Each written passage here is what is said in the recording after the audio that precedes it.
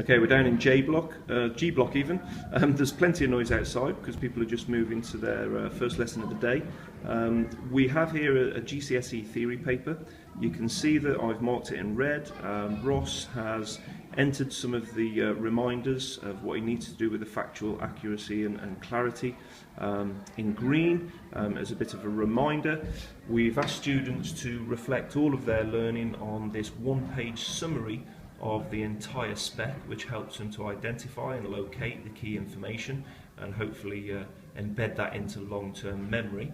And what I'm going to do today is to use the Think Pink Go Green on the back of the assessment and ask students with their learning partners to use the PE and Sport feedback code that helps us to mark more quickly and succinctly, certainly in peer assessment.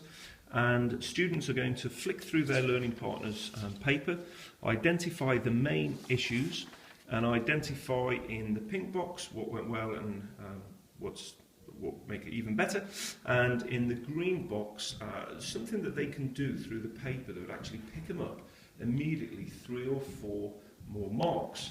So then what I've done, I'll just pop in my password on the machine, is linked with modelling. I've actually modelled what they might write on the pink. We've got a very dirty board down here, but you can see for Ross's, I've identified that what went well was his factual accuracy and clarity, or the FACs, in the short answers. Mostly, there were a couple of mistakes. And even better if he could use clearer use of the SPEAR and FIT principles of training and answering the question on longer questions. He doesn't necessarily link to the specification and sometimes misses out on those command words which are important. And then to help Ross to pick up 3 or 4 marks very, very quickly, he's going to rewrite question 25 using the principles of training, and he's going to refer to the GCSE group mentioned in the question because he missed that out during the test. We'll see how it goes. Right, so this is what came back at the end of the lesson. They've just left. We only spent the first 15 minutes or so looking at this, and we can see that this student obviously didn't quite understand the concept of WW dot and EBI. In fact, they only put EB.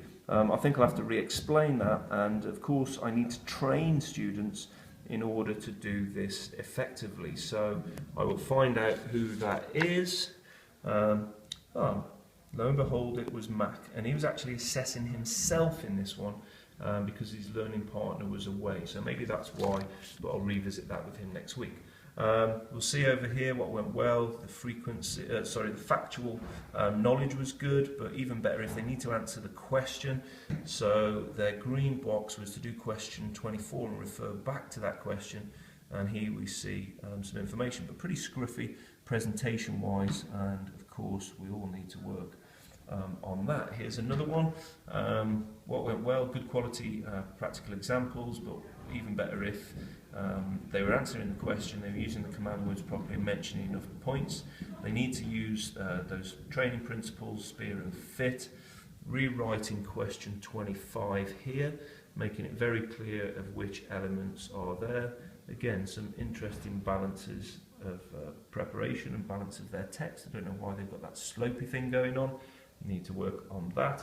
And they've actually written some questions in for them. What does SPEAR stand for? They're still not sure, but they do understand frequency, intensity, time and type. So when it goes back to them next week, they can focus even closer.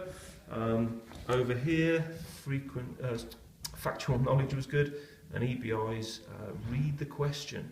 For example, question number 14, and then it's asking them again to do question 25 better.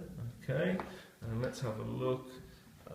Points in the longer answer questions, that went well. They got some good scores in the longer questions.